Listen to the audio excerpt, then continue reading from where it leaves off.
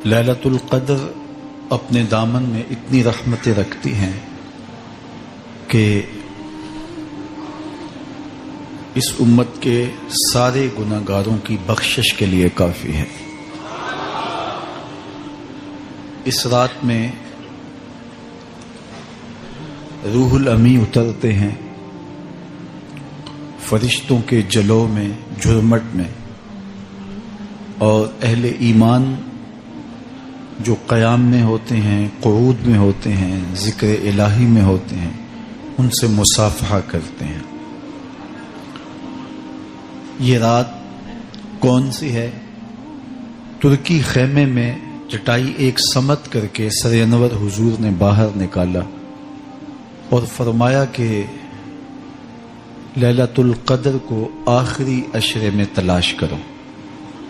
اور ایک روایت کے لفظ یہ ہیں کہ آخری عشرے کی تاک راتوں میں تلاش کرو۔ وہ تاک رات کون سی ہے؟ اس کو مخفی رکھا گیا۔ حضرت ابی بن قعب رضی اللہ تعالی عنہ صحابی رسول ہیں، فرماتے ہیں میں قسم کھاتا ہوں کہ وہ رات 27ویں شب ہے۔ حضرت بایزید بسطامی علیہ رحمہ فرماتے ہیں مجھے زندگی میں یہ رات 2 بار ملی ہے اور دونوں بار 27ویں شب ہی تھی۔ تو ہم اللہ کی بارگاہ میں امید کا دامن پھیلائے ہیں کہ یہی شب ہو اور اس کے دامن سے پھوٹتی ضیائیں ہمارے اندر کے اندھیروں کو ختم کرنے کا ذریعہ بنے۔ یہ راتیں آتی ہیں اور چلی جاتی ہیں، اور ایک وقت آئے گا کہ یہ راتیں آئیں گی اور ہم نہیں ہوں گے۔ کتنے لوگ ایسے ہیں جو پچھلے سال تھے لیکن آج نہیں ہیں، ان سے گزشتہ سالوں میں تھے آج نہیں ہیں۔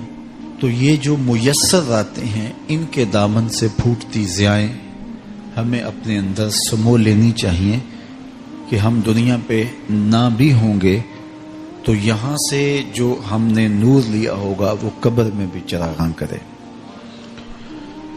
باطن کی روشنی، اندر کے اجالے اور روح کا چراغاں اس رات کے دامن سے لیا جا سکتا ہے۔ حضور علیہ السلام رمضان المبارک کے آخری عشرے میں کثرت کے ساتھ عبادت کرتے تھے۔ حضرت سیدہ عائشہ رضی اللہ تعالی عنہا فرماتی ہیں کہ حضور کمر بستہ ہو جاتے اور اپنا تہ بند کس کے باندھ لیتے، خود بھی جاگتے اور اہل خانہ کو بھی بیدار رکھتے۔ یہ ایک رات 1000 مہینے کی عبادتوں سے افضل، بہتر اور بھاری ہے۔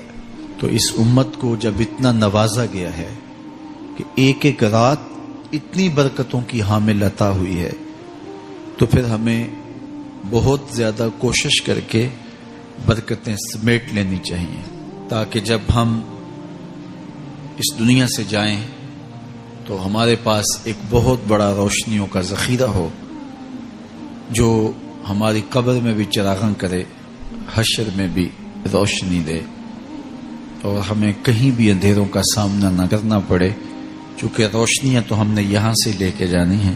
تو میں اللہ کی بارگاہ میں آپ سب کے لیے دعا گو ہوں، آپ میرے لیے دعا گو رہیں کہ اس شب نور کی برکتیں ہمیں نصیب ہوں۔ حضور نے ارشاد فرمایا جس نے لیلۃ القدر میں قیام کیا ایمان اور محاسبہ نفس کے ساتھ، اللہ اس کے پچھلے سارے گناہ معاف فرما دیتا ہے۔